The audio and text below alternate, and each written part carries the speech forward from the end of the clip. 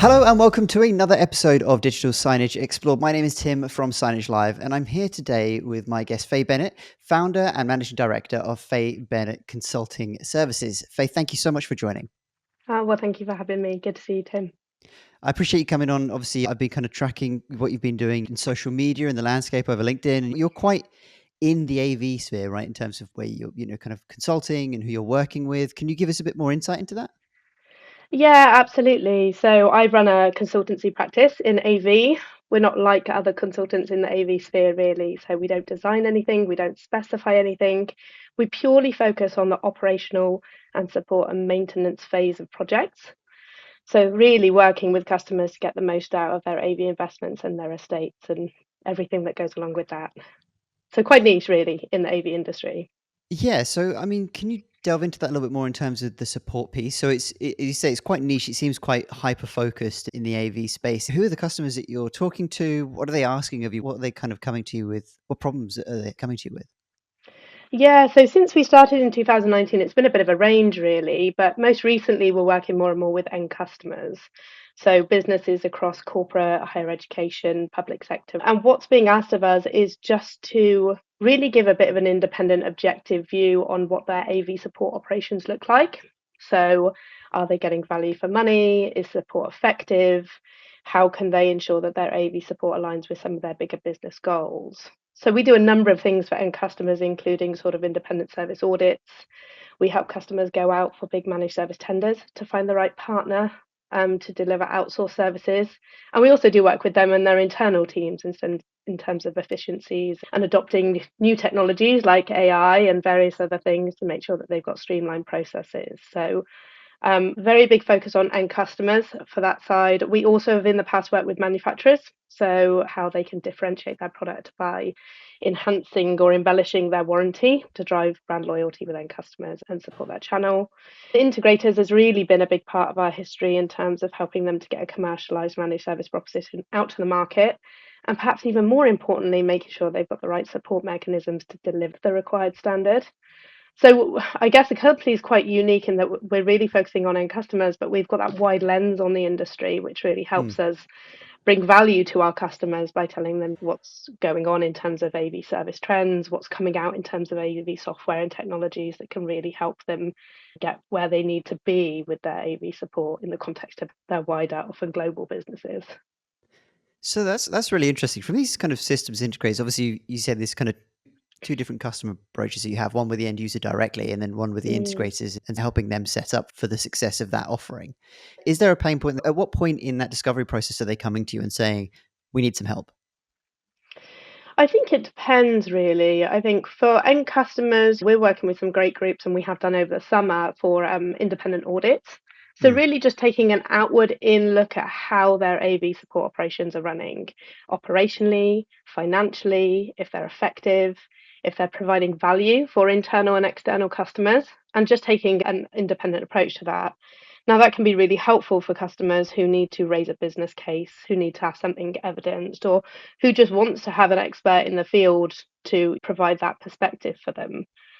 I think for other end customers, they've had a poor time with service. Mm. Unfortunately, that is something that happens in our industry. And we work with customers who've had outsourced managed provisions. They've moved to another partner that hasn't really improved.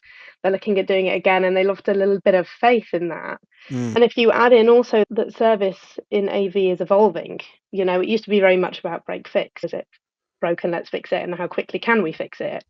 And now we're in the realms of concierge services and user experience and data, which is becoming more and more intrinsic to what we're doing. How can you collate the data of how efficient your systems are, how they're being used, how they're functioning, and use that to drive strategic decision making? So we're helping customers take an independent look, but also solve a problem where they've had poor support before, and we can come in with a really good knowledge of the AV industry and help them design services and get the right partners in place and support longer term, really, with that governance, which is often missing.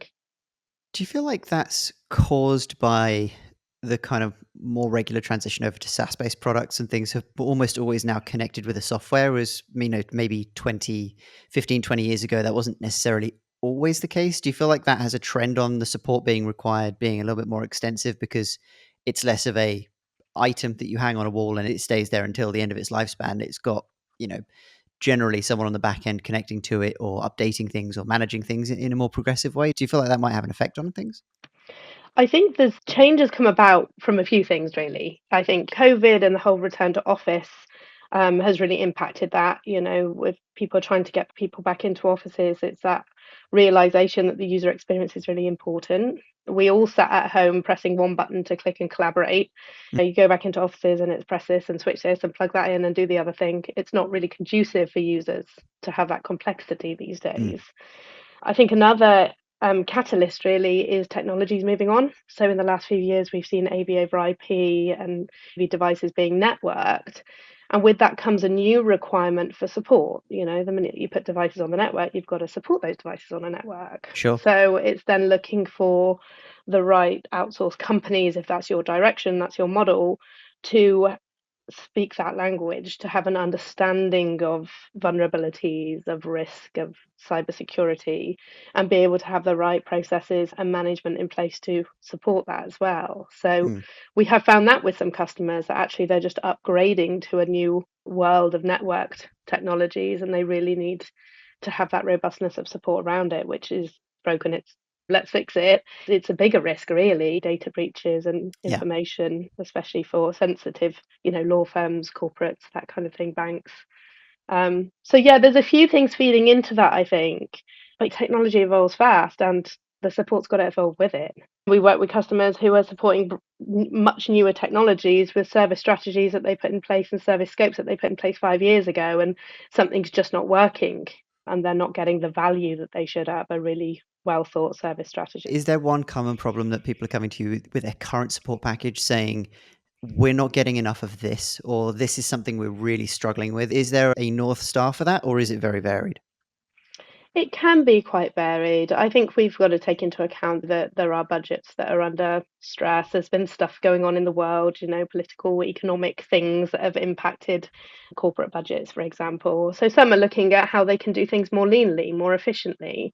Mm. The price tag on professional managed services can be very, very high for large corporations. Some of that is about looking at where they can gain some cost efficiencies if they've got the right models in place, and really just look at being willing to look at what they've got and scrutinize it a little bit to say, okay, could we do something differently? We've got A, B, and C pressures coming at us from C level, and we need to look like we're responding and we need to do something different. There So needs to be some kind of proof that things are changing, things are going in the right direction. yeah, absolutely. And then again, there's a few things for that. A big one is return to office, as I mentioned. Another one is sustainability. There's Hmm. some big companies now who've got that right at the top of their agenda. And that should filter down through all the different departments and AV and technology and IT. So, how do you get your tech and AV strategy to mirror the goals and ambitions of the wider business? How can you sweat your assets so that you're not replacing them and putting things into e-waste? Or how can you sweat assets while also maintaining a really good user experience? Mm. That's another good thing because we all know tech failure rates increase as the tech gets older. I think your point about SaaS is really interesting because I think, yes, we are in a world where actually we can upgrade technology through software upgrades and firmware upgrades. Mm. But there's a few things that play there as well. So it's interesting, every engagement that we're working with similar clients is a little bit different, and it's always focused on what their challenges are, what their needs are, what outcomes they want to have from their engagement with us. I do find that really interesting because things have progressed. Because we, from a Signagelive perspective, we've always been a SaaS-based company. So our Mm. experience with our end customers is always kind of like there's an indefinite longevity there from a product perspective Hmm. because our product doesn't expire in the same way as hardware does. So obviously, I know that when you're looking at service and support, as you kind of mentioned there, that when you're looking at the back end of the life cycle of a device or a range of different components to make out a solution, do you almost have to counterweight it and say we're expecting these problems in the first quarter of the lifespan of the device, and then obviously when you're nearing, let's say it's a 5-year life cycle, at the end of that life cycle you can expect to see player outages go up and that kind of thing? Is that being discussed to that granularity, or what does it typically look like?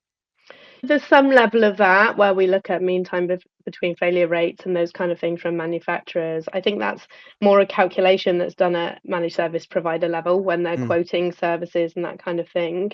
Certainly, when we're working with customers and service support, we have conversations around the kind of technologies that are supported for a longer period, that do readily have firmware upgrades released, and things like you have end of life of products and then you have the end of service life of products. And right. for those customers who want to maintain their estates a little bit longer, then those things are really key to consider during the life cycle of the equipment. And also having a bit of a strategy for that. We work with some customers who want to sweat assets for as long as possible. We work with other customers who have more of an evergreen policy to their technology and they've kind of committed to that. Where that sits with sustainability is kind of up to them. But yeah, lots of different things really, depending customers and their ambitions and goals. You used a term there that I've never heard before, which is sweat assets. Could you dive into what Mm. that means exactly? Yeah, so it's really just making the most of the assets that you've got at the moment. So Okay. really running them until they fail. So really keeping them for their longevity. And tech moves so fast that actually, to be refreshing technologies every 3 to 5 years isn't uncommon. When we talk about sweating assets, we're looking more like 6, 7, 8, 9. And there are some brands out there that will take it. Mm, There are others not so much. But in the work that we do with manufacturers, we look very much about warranty periods, the additional support that they roll in, how are their warranty types going to help customers not have to buy a load of kit to put in a storeroom. So we work quite closely and with good knowledge of what other manufacturers are doing in the market, and we can help support our end customers with some of that decision making as well if they're looking at refresh as part of that longer term ops strategy. So when a customer, if we take end users as an example in this one, then, so when an end user comes to you, is there kind of a checklist that you go through and say, okay, look, we've got to have a look at these things. If we're going to do like a holistic approach to a problem, is there kind of a step by step that you take them through? Yeah, so typically we work initial engagements with what we call an advisory project. So this will be a more short, sharp project where we go in and we really understand where they are today, where they want to get to, and where their hindrance is. So we'll sit down with leadership teams, we'll sit down with operations teams, we'll sit down with service teams, IT teams, and really get to the crux of their needs. So a Mm, needs analysis, really understand whether they're challenged with their service and support provision at the moment, whether that's outsourced or internal. And then we'll go away and do our analysis. We'll bring back our market knowledge and we'll present to them our recommendations for change to really get them where they want to be. And that process is really designed for them to kind of have that really kind of expedited but in-depth look at where they are and where they can get to, with all the right knowledge coming in from me and my team about what's available in the market, what are others doing, mm. because that's quite nice for customers now to hear what some of their other corporate peers are doing with AV support. So we roll that up into a recommendations report to give them some direction on the right way to go. Some of our customers say that that's great. We just needed that independent analysis and we'll take that away. Mm, And others say, actually, you get it. You've been with us through this period. Let's just look at having your support to implement some of these changes. And interesting. that might be sitting in their MBRs and looking at how they can get more out of their service provider. It might be going through a whole new managed service tender, and we've done that from start to finish. Mm, Or it might be actually becoming a bit more of an extension of their team to provide that quality management and governance around their service provision, mm. and to make sure that actually continuous improvement should be getting better. Not always what we see in the market. So we try and really help to secure ongoing value for customers through those services. I do find that really interesting because you're talking a lot about, I mean, what you're getting involved with from a business perspective for 95% of these businesses is the obstacle in the way of whatever their true business actually is trying to deliver, right? Like this is pain Mm, points we go, we are fed up with having poor service levels on these products that we're utilizing because we want to go and do our job, right? Because we want to go and yeah. do the thing that we're passionate about, we want to get in front of. Is that the case? Are they kind of coming to a point of going, we just need these blockers removed because it's affecting our work balance? Yeah, in some ways, sometimes that presents as a challenge. This isn't working. We're paying a lot for service and we're not necessarily getting the value that we thought we would get. Another objective is technology's moved on, we're upgrading our technology and we need an upgraded service strategy to Mm, run with that. Another thing that we look at a lot with the audits that we do is actually we need to make a business case to leadership or higher up the line for more technology or more resource or whatever comes out of this independent audit. And we mm, need an expert independent voice to help us get there. And that's a difficulty sometimes, I think, because we work with customers who sit there and we're like, oh, we've said this is what we need. And you've kind of come in as an independent and you've backed up that, but you've mm. kind of said the same as us. But by having that objectivity and the knowledge of the market in which we work, we're able to evidence and put some data backing behind those recommendations. So again, there's a number of reasons, but often we find there's a challenge or there's a pain or there's a place that a customer needs to get to, depending on whether the business is going that way or departments are under scrutiny. And so we help take the pain away, I like to say. That's always a good position to Uh, be taking away the pain.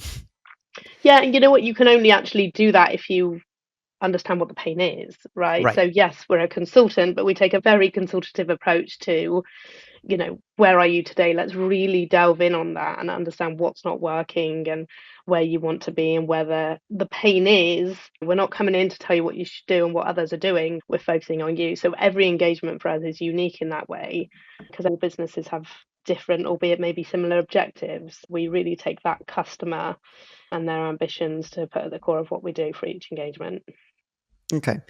So what's just been kind of ruminating in my head as we're talking about that is AI and the future of service and support and all of these things, because I think as we've kind of addressed on this is that it's not something that's going to go away. It's going to actually become more and more prominent with more and more data being integrated into AV tools, and maybe there's more in the market now than there ever has been. There's more market drive, and as you said, with places like corporate spaces need to be more engaging for the individuals that decide to go into the office workspace.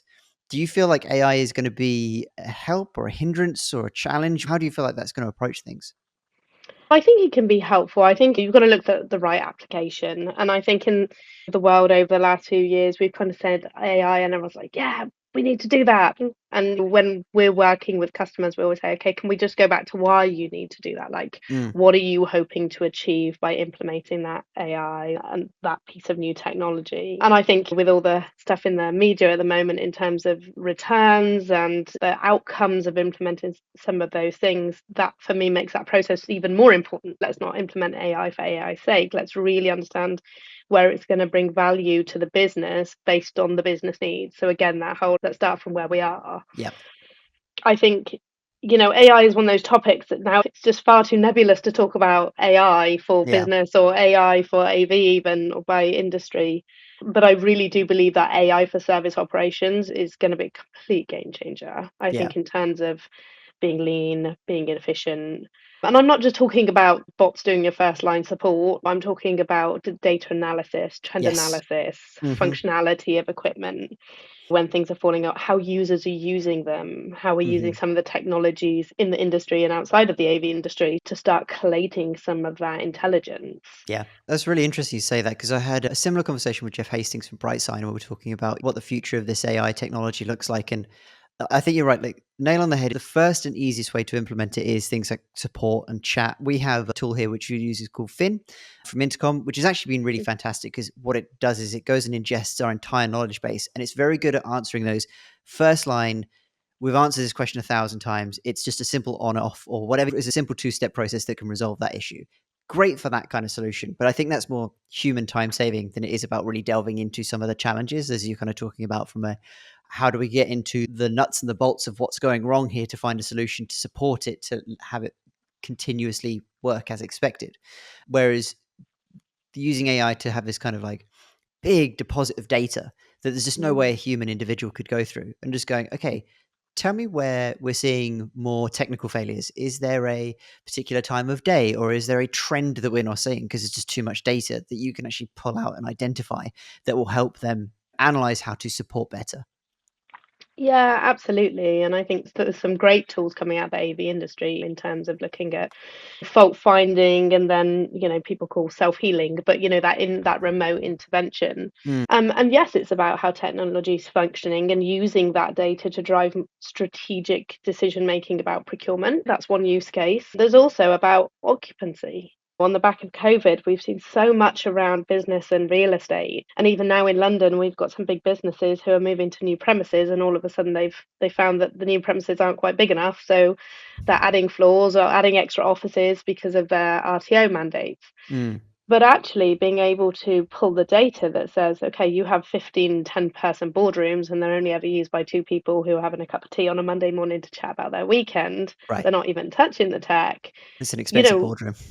absolutely, absolutely. So actually being able to collate some of that occupancy data, who's using which rooms, which Mm. configurations of rooms are more important, and actually, what volumes of people have you got, not just in the building, but using the spaces. That's incredible for real estate making decisions and other big strategic decisions about the future of the office. I think AI is going to be key with that, and we're certainly looking at something along those lines, which I'll tell you next time about. That's secret squirrel stuff for next time. A little bit. You mentioned a word there I just wanted to circle back to because I nodded and said, and then went in my head, I don't know what that means. RCO mandates. Could you explain what that is? Oh, sorry, RTO, Okay, got return it. to office It's just one mandates. of the anagrams we've got in the businesses. So you can sit there and go, okay, yeah, sure. But it's good to know. Yeah, it's one of those post-COVID things that you're just like, am I okay to use this? I think everyone knows about it, but yeah, I mean, certainly something that has been a big discussion point, right, Yeah. amongst some of our customers and what they're doing with workspace. I mean, on those, there was one that came up a little while ago, which was the ESG lens, which is a term that I've now kind of seen around quite a bit, but that was totally new to me when I first talked about this. Is that something that comes up to you in terms of like the eco-friendliness and the sustainability of buildings and offices? Is that something that's being raised with you, or is that really kind of a different path?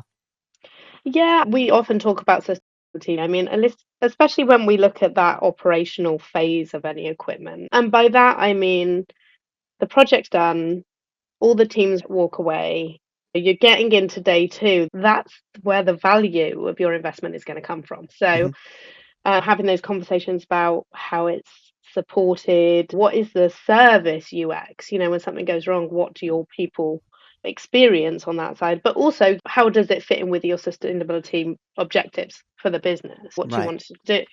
And again, great technology in the industry looking at measuring kilowatts and measuring usage and some quick wins for getting that down. But yeah, it is something that we talk about because customers kind of saying, well, you know what, we want to sweat these assets because sustainability is a big thing, Sure, but sure. we don't want to lose out on the user experience and we don't want people's time to be interrupted because there's a cost to the business. So we talk Mm, to them a little bit about actually having the right service mechanisms in place so that they can avoid that downside of aging technology and the impact. So yes, we do talk about it quite regularly actually in that whole strategic approach to service and mm, ongoing operation of systems. Yeah. perfect. Well, Faye, thank you so much for taking some time and talking to me Cool. today. Yeah, it's been great. Thank you very much for having me on. I look forward to see the next episodes that you do of this. Great. Is there anywhere anyone can see you going to any events or anything in the near future? Yes, there's always plenty. I'll probably be at the Midwich event, which is on the 22nd, 23rd of October. Um, That's Tech Expo, yeah? that is Tech Expo. Yep. Yep, so that will be nice to attend. Down there. Yes, okay, great. I support Rise AV, so Okay. often at some of their events as well. AV user group, AV consultancy group. I get myself involved in a lot because I like to keep It's a my lot finger of on the pulse. lot of groups, yeah, that's how I came across your profile because you seem to be prolifically online, which is an impressive feat. Yeah, I mean, it's one of those things, right? The business is quite niche, and actually, I don't feel that maybe enough people know about what we do and some of the value we can bring. So it's certainly a mechanism for getting out there. Perfect. Well, thank you so much for joining. So, thank you very much for watching this. Again, if you do want to come on the show, feel free to reach out to me. You can find me on LinkedIn under Tim Baker. If you've got any questions, we're trying to build a community of people who are looking to research and understand a little bit more around digital signage in general, whether that be the digital signage hardware or whether it be the software solutions or everything in and around that that supports the ability to provide and build on better digital signage. If you do have any other questions, feel free to join us at signagelive.com and you can go to the Learn and Explore Center and that will show you all of the previous videos and everything else. This is also available on Spotify if you want to connect on there. But again, thank you very much and we'll see you on the next one.